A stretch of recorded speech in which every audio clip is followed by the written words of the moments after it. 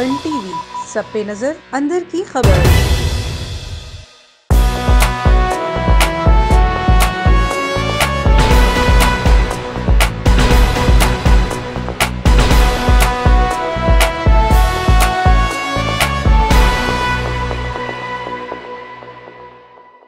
बिस्मिल्लाहिर्रहमानिर्रहीम, अस्सलाम वालेकुम। प्रोग्राम सच बोलो के साथ मैं हूं साकिब सलीम कुरैशी। आज के प्रोग्राम में हम बात करेंगे सबसे अहम और बड़ी खबर के हवाले से कि अपोजिशन लीडर शहबाज शरीफ साहब को आज लाहौर में गिरफ्तार किया गया। शहबाज शरीफ की गिरफ्तारी पर बहुत से सवालात उठाए गए। कहा जा रहा है कि नैब ने क्योंकि पॉलिटिकल इंजीनियरिंग का हिस्सा बनते हुए इंतकामी कार्रवाई की है। कुछ लोगों का मानना यह है कि एपीसी की जो मुलाकात हुई, जो ऑल पार्टीज कॉन्फ्रेंस हुई, उसे नाकाम बनाने के लिए हुकूमत ने इंतकामी कार्रवाई की है। 11 लोगों की बात की जा रही है कि जिन्हें गिरफ्तार किया जा सकता है, जिनके खिलाफ केसेस चल रहे हैं। शुरुआत की गई है एहतसाब अदालत में। शहबाज शरीफ साहब की अबूरी जमानत खारिज करने के बाद उन्हें गिरफ्तार किया गया। आशियाना केस की बात की जाए साफ पानी की बात की जाए, 56 कंपनी स्कैंडल की, सब में शहबाज शरीफ ये बात करते आए हैं कि नैब मुझ पर कोई इल्जाम साबित नहीं कर सका। तो सवाल ये पैदा होता है कि 2009 में शहबाज शरीफ की या शरीफ फैमिली के असासाजात में 68 करोड़ रुपए का इजाफा हुआ जाता है और यह इजाफा बढ़ते बढ़ते 2018 तक इन असासों की मालियत तकरीबन 3 अरब 68 करोड़ रुपए तक जा पहुंचती है। आखिर 1972 में बतौर ताजिर काम शुरू करने वाले शहबाज शरीफ के असासाजात में इतना इजाफा किस तरह हुआ, यह साबित करना है नैब को, और नैब कर रहा है एहतसाब के नाम पर पॉलिटिकल इंजीनियरिंग हो रही है या फिर एपीसी को नाकाम करने की बातें। इस सब पर आज प्रोग्राम में बात करेंगे। जो इस वक्त टेलीफोन पर हमें ज्वाइन किया है आसिफ अली भट्टी साहब ने। आप सीनियर सहाफी, सीनियर तज्जियाकार हैं और पाकिस्तान की जो सियासत है उस पर बहुत गहरी नजर रखी हुई है। आसिफ साहब, बहुत शुक्रिया आपका। आपका भी बहुत शुक्रिया। भट्टी साहब, आज की बड़ी अहम खबर और किसी सहाफी से छुपी हुई ना, आपकी तो बड़ी गहरी नजर है, आप वफाक में बैठे हुए हैं। आज बड़ी गिरफ्तारी इस वक्त की गई है अपोजिशन लीडर शहबाज शरीफ साहब की, जो कि सदर हैं पाकिस्तान मुस्लिम लीग नून के भी। ये गिरफ्तारी क्या एपीसी जो हुई उसे नाकाम करने के लिए की गई है या पॉलिटिकल इंजीनियरिंग का हिस्सा है? देखिए, इसके दो एस्पेक्ट्स हैं। एक तो इसका एस्पेक्ट ये है कि जो कुछ माजी में डील और डीलिंग के लिए शहबाज शरीफ ने अपने आप को पेश किए रखा है और वो अपने मफादात और अपने खानदान के मफादात समेत सियासी मकासद के लिए राब्ते में रहे हैं एस्टेब्लिशमेंट के साथ, तो उनका एक बहुत अहम किरदार होने के साथ साथ उनकी बड़ी गुर्बत रही है और वो उसका फायदा उठाते रहे हैं, जिसका अमलन नतीजा जो है वो नवाज शरीफ साहब की बैरून मुल्क रवानगी की सूरत में निकला। लेकिन उसके बाद जो कुछ उन्होंने करना था, जिसका उन्होंने वादा किया हुआ था, और शायद कुछ लोग तो ये भी कहते हैं कि तहरीरी कोई मुआहदा था, जिसके बाद जनाब मरियम अपना नवाज शरीफ साहब और मोहतरमा मरियम साहबा को खामोश रहना था और इस हुकूमत को पूरे 5 साल खामोशी के साथ और इज्जत के साथ चलाना था। लेकिन अब वो उस सारे सिचुएशन में एपीसी का जो एपिसोड है वो आया है बीच में, और नवाज शरीफ साहब जो कुछ बोले हैं वो शायद भारी पड़ा है छोटे भाई पर, और उनकी जो गिरफ्तारी है वो अमल में लाई गई है। और ये बात पहले प्राइम मिनिस्टर भी कह चुके हैं और दीगर जो मुख्तलिफ जो वफाकी वज़रा हैं उनकी तरफ से भी ये कहा जाता रहा है। दूसरा इसका एस्पेक्ट जो है वो हम पॉलिटिकल अगर इसको देखें तो उसमें शहबाज शरीफ जो है वो शायद उस तरह से विक्टिमाइज नहीं हुए हैं जिस तरह से पोर्ट्रे किया जा रहा है कि ये विक्टिमाइजेशन है, क्योंकि जो केस सामने आया है, टीटी का केस है, मनी लॉन्ड्रिंग का केस है, और बिलखुसूस उनके साहबजादों के हवाले से जो बातचीत सामने आ रही है, उसमें ये क्लेम है इन्वेस्टिगेशन करने वाले इदारों का और नैब का कि उनके पास ऐसे सॉलिड एविडेंसेस मौजूद हैं कि शहबाज शरीफ और उनके फैमिली के कुछ मेंबर्स जो हैं, जिसमें उनके साहबजादे भी शामिल हैं, वो मनी लॉन्ड्रिंग में मुलव्वस हैं। लिहाजा इसको जो इसका पॉलिटिकल एस्पेक्ट है उसको हम अगर उठा करके देखें तो उसमें ये क्लियर कट नजर आता है कि कहीं पे कुछ गलती हुई है माजी में, जो कि अभी शहबाज शरीफ उनको फेस करना पड़ रहा है। और ये हमेशा से ये भी कहते रहे हैं शहबाज शरीफ साहब कि उन्होंने एक पहले की करप्शन जो है ना वो उसको साबित करना हुकूमत का काम है अगर उन्होंने की है, लेकिन उन्होंने कभी ये नहीं कहा कि उन्होंने नहीं कभी करप्शन की, बल्कि उनका हमेशा से ये रहा है कि वो गुनाहगार हैं और गलतियां हो जाती हैं इंसान से। लेकिन ये भी साथ में उनका क्लेम रहा है कि अगर कोई साबित कर दे कि उन्होंने एक पहले की करप्शन की है तो वो सियासत छोड़ देंगे। तो अब ये जो मामला है काफी आगे जा चुका है और हुकूमत की जो अज़ाइम थे वो भी खुलकर सामने आ गए हैं और साथ ही में ये जो नैब के केसेस हैं उनमें जो कुछ अभी तक सामने आया था, जो रेवोल्यूशन हो रही थी, जो क्लेम्स किए जा रहे थे, उनको अब साबित करने का वक्त आ गया है तहकीकाती इदारों की तरफ से कि वो शहबाज शरीफ को अब अरेस्ट कर चुके हैं। तो अब वो ये साबित करें कि वो इसमें शामिल हैं या इस जुर्म में शरीक हैं या नहीं है। अच्छा, जैसे आपने खुद कहा कि दो एस्पेक्ट्स की आपने बात की है। एक एस्पेक्ट आपने ज़ाहिर APC के हवाले से बात की जिसमें नवाज शरीफ साहब की तकरीर को आपने कहा कि वो एक एस्पेक्ट हो सकता है कि छोटे भाई को। दूसरे आपने कहा कि ज़ाहिर है कि जो केसेस बने हुए हैं, रेफरेंसेज हैं, जिन्हें अब ज़ाहिर है एहतसाब अदालत की बात की जाए या इन्वेस्टिगेशन की बात की जाए, वो नैब ने साबित करना है। नैब ये भी कहता है कि 2008 से 2018 के दरमियान जो शरीफ खानदान है, इनके एहसाजात में 450% इजाफा हुआ, जबकि शहबाज शरीफ साहब के जो साहबजादे हैं सलमान साहब, सिर्फ उनके अकेले के एहसाजात हैं तकरीबन 950% इजाफा हुआ है। तो ये 2008 का अगर टेन्योर हम देखें तो इस टेन्योर में पाकिस्तान पीपल्स पार्टी की हुकूमत रही है और पंजाब में जो सूबे में हुकूमत रही है वो शहबाज शरीफ साहब की रही है, नून लीग की रही है, और उसके बाद फिर मजीद 5 साल नून लीग ने गुजारे। तो नैब इतनी इन्वेस्टिगेशन करने के बाद भी अगर अदालतों में साबित नहीं कर पा रहा तो फिर तो तासुर सही जा रहा है कि ये एक पॉलिटिकल इंजीनियरिंग की जा रही है। तो फिर ना नून लीग साबित कर पा रही है ना नैब साबित कर पा रहा है। तो आपको क्या लग रहा है अब होने क्या वाला है? देखिए, मैंने तो पहले शुरू में ही आपको कह दिया, मैंने इसीलिए इसके दो एस्पेक्ट रखे हैं।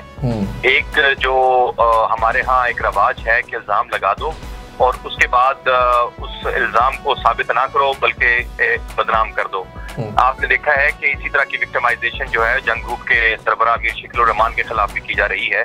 ये एक अपना ट्रेंड बन गया है कि हमारे यहाँ पॉलिटिशियंस जो हैं उनको एक क्वेश्चन उनके ऊपर रखा जाता है और जब तक उन पे साबित नहीं होता तब तक उनको इतना बदनाम कर दिया जाता है कि लोग मुतनफ़िर होना शुरू हो जाते हैं सियासत से और सियासी उसूलों से और जमहूरियत से। अभी भी कुछ ऐसा ही नजर आ रहा है, लेकिन हमें ये बात भी याद रखनी चाहिए कि सियासत के अंदर दो तरह के जो है ना वो आपके किरदार होने चाहिए। एक अवामी खिदमत का है और दूसरा आपकी मुकम्मल आइन पर और कानून पर यकीन और अमलदारी को यकीनी बनाते हुए सियासत करना। ये वो मामलात हैं जिसमें हमारे यहाँ कोताही देखने में आती है और आती रही है। इससे पहले पीपल्स पार्टी का जो दौर रहा 2008 से 2013 का, उसे अगर आप उठा करके देखें तो दोनों जमातें एक दूसरे के साथ दस्तोगरेबा रही हैं। ये तमाम केसेस उसी दौर में बने हैं और एक दूसरे पे इस तरह के संगीन इल्जामात के नवाज शरीफ कहा करते थे कि जरदारी जैसा चोर उन्होंने जिंदगी में नहीं देखा है और उनके जो अरबों डॉलर पड़े हुए हैं बैरूने मुल्क वो वापस लाएंगे। और शहबाज शरीफ साहब तो उनको सड़कों पर घसीटने की बात करते थे। यही बात जरदारी साहब की जुबान से निकलती थी कि वो ऐसे शख्स को कभी माफ नहीं कर सकते, ये हकीकी तौर पर गद्दार है, और इस तरह की जुमलेबाजी करते थे एक दूसरे के ऊपर। तो ये जो दशनाम तराजियां और फिर दूसरे पर केसेस बनाने का सिलसिला था, इसमें ये बात भूल गए कि आप अवामी वोट अगर जिसको कहते हैं कि वोट को इज्जत दो, तो वोट को इज्जत देने के बाद जब आप इख्तिदार में आ जाते हैं तो फिर आप फिर जो फर्ज है वो अवाम की खिदमत है, अपनी खिदमत करना नहीं है, एक दूसरे की विक्टिमाइजेशन नहीं है, एक दूसरे के कपड़े उतारना नहीं है, बल्कि पाकिस्तान के अवाम की किस्मत को संवारना मकसद है आपका। ये अनफॉर्चुनेट और डिलेमा है पाकिस्तान की सियासत के अंदर कि ये सारा कुछ हमें देखने में पहले मिलता रहा है। पाकिस्तान के अंदर जो भी सियासी जमातें अपना हुकूमत करती रही हैं वो दूसरे को नीचा दिखाने की कोशिश में लगी रही हैं, लेकिन हमें ये बात अभी वाज़ेह तौर पे नजर आ रही है कि एक तीसरा फरीक जो कि सियासत का हिस्सा बना, पीटीआई को हुकूमत मिल गई जैसे भी मिली, लेकिन अब जाहिर है उसके पास ये ऑप्शन ही नहीं है कि वो अपने आप ऊपर लाने के लिए दोनों पार्टीज को जो है वो उनके खिलाफ केसेस को परसू करे। और यही कुछ हमें देखने को मिल रहा है कि पाकिस्तान पीपल्स पार्टी और PMLN की तमाम लीडरशिप टॉप टू बॉटम, यानी एक तरफ जरदारी साहब फंसे हुए हैं, दूसरी तरफ नवाज शरीफ और उनके भाई फंसे हुए हैं। एक तरफ बिलावल के खिलाफ केस चल रहा है, एक तरफ मुराद अली शाह के खिलाफ और खुर्शीद शाह के खिलाफ केसेस चल रहे हैं। यहाँ पे भी यही हालत है कि ख्वाजा बरादरान हो या शायद खान अब्बासी और उनके साहबजादे हों, तमाम के खिलाफ केसेस चल रहे हैं। तो ये जो अब इन्हें फेस करना पड़ रहा है ये तो राइटिंग ऑन द वॉल है। आपने आसिफ साहब राइटिंग ऑन द वॉल की बात की है। आपसे मैं एक आखिरी क्वेश्चन करना चाहूँगा कि मुझे ये फरमाइएगा टाइमिंग कितनी इंपॉर्टेंट है, क्योंकि मैं बार जिस चीज़ की बात करना चाह रहा हूँ वो 20 सितंबर की APC है। आज दो मेन बड़े हमने देखे डिसीजंस हुए अदालत की जानिब से।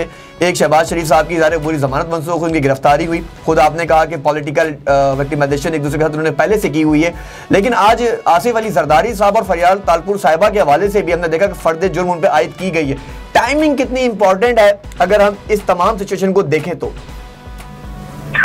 इसको अगर आप मेरी बात पे कोई ऑब्जेक्ट ना करे तो मैं ये जरूर कहूंगा कि एपीसी की टाइमिंग जरा देखें ना, वो कैसी है। ठीक है, क्या ये केसेस कोई रातों रात तो नहीं बने ना, ये केसेस तो पहले से चल रहे हैं ना। इनको अंदाजा था कि इसके बाद अगली कहानी क्या होने जा रही है। जाहिर है उनके भी सोर्सेज हैं, उनके भी रिलेशनशिप्स हैं, उनकी भी ब्यूरोक्रेसी में बड़ी पहुंच है, चाहे वो नैब हो चाहे वो बाकी इदारे हों, तमाम जगहों पर उनकी जो है ना पेनिट्रेशन है। जो साबिक हमारे वज़ीर आज़म रहे हैं या वफाकी हुकूमतें रही हैं, जो सूबाई हुकूमतें रही हैं, इनको सारा कुछ पता होता है। लेकिन इशू ये है कि आपने एपीसी के अंदर क्या किया, एपीसी से पहले क्या किया आपने। ठीक है, रात कहीं खाना आपने खाया, 7 घंटे गुजारे, मोहब्बत वाली प्यारो मोहब्बत की बातें की, पींगे चढ़ाई, और अगले दिन आपने उनको आके गालियां देना शुरू कर दी उन्हीं को। और ये अपने 26 या 27 नुकाती आपने एलामिया में आपने कहा कि कोई शख्स कांटेक्ट नहीं करेगा, रात को आप खाना खा के आ रहे। तो आप तो बेसिकली एक्सपोज हुए हैं। आपने एपीसी करके अपने आप को विजडम नहीं शो की। ये पॉलिटिकल विजडम की हम बात ना करें तो बेहतर होगा, क्योंकि ये जो एपीसी बुलाई गई, ये तो मुझे लगता है कि पहले से प्लान था कि भाई ये सारा कुछ होगा और उससे पहले ही तैयारी कर ली जाए। और जरदारी साहब के ओपनिंग रिमार्क्स आप सुन लें कि सबसे पहले तो वो पकड़े जाएंगे। लिहाजा ये चीज जो कि नवाज शरीफ ने इसको हाईजेक किया, वो एक अलग एक्सपेक्ट है, जो कि मैंने शुरू में बयान किया, आप उसको शायद उस तरह समझ नहीं पा रहे। मेरे कहने का मकसद ये था कि नवाज शरीफ ने जो कुछ किया है, शहबाज शरीफ का मुद्दा वो नहीं था, बिल्कुल ना वो जरदारी साहब चाहते थे, ना वो बिलावल चाहते थे। लेकिन चूंकि मरियम साहब की साहिबा की फरमाइश पर बिलावल साहब को फोन उन्होंने किया, और बिलावल साहब ने उनका जो फोन है वो उठाया और फोन कर दिया जनाब मियां मोहम्मद नवाज शरीफ साहब को, और उनको इनवाइट कर लिया। और उन्हें अंदाजा नहीं था कि ये सारा कुछ हो जाएगा। कुछ लोगों का ये ख्याल है कि ये जानबूझ के किया गया है ताकि तमाम लोग खामोश हो, तायद ना करें उसकी, और एक बंदे से बुलवा लिया जाए। लेकिन मुझे ये लगता है कि जैसे ये 3-4 लोग जो थे, जैसे मोहतरम नवाज शरीफ साहब हैं, मरियम साहिबा हैं, उनके एक साबिक वफाकी वज़ीर इत्तलात हैं, और उनके एक साबिक एडवाइजर हैं जो तकरीर लिखा करते हैं, तो ये उनकी अपनी एक मेरे समझता हूँ कि एक पॉलिटिकल मूव थी कि किस तरह से वो इदारों को जो यहाँ पाकिस्तान में रह के वो एक्सपोज करना चाहते थे, नहीं कर सके, तो अब वो वहाँ पे पहुंचने के बाद एक्सपोज करना चाहते थे, और उसी चीज को उन्होंने आगे बढ़ाया है, और वो चीज उन्होंने हासिल की है। लेकिन उसका नुकसान उनके छोटे भाई और उनकी फैमिली को और उनके बच्चों को हो रहा है, और साथ में ऐसी लोगों को भी हो रहा है। चलें, बहुत शुक्रिया आसिफ अली भट्टी साहब, हमारे साथ टेलीफोन पे मौजूद थे, अपना तबसरा तजिया पेश करें। तो आपने जैसे दोनों एस्पेक्ट्स की बात की है, पॉलिटिकल इंजीनियरिंग की हमने बात की कि एक पॉलिटिकल विक्टिमाइजेशन की बात भी की जा रही है। ज़ाहिर केसेस पुराने हैं, एक दूसरे को इंतकामी कार्रवाई बनाने के लिए बनाए गए, या फिर हकीकत से पर्दा उठाने के लिए बनाए गए। बहरहाल केसेस इस वक्त अदालतों में मौजूद हैं।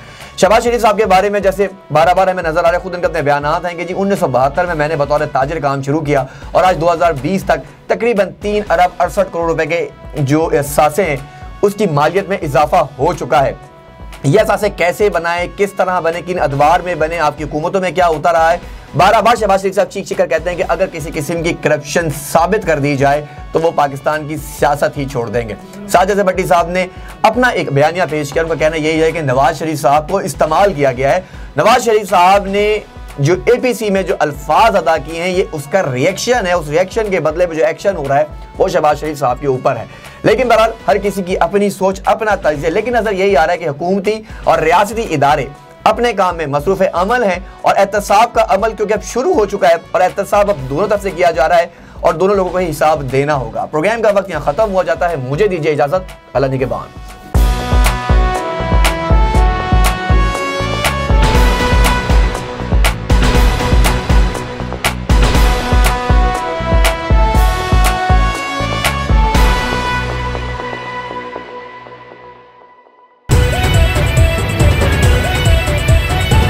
A1 TV, सब पे नजर, अंदर की खबर।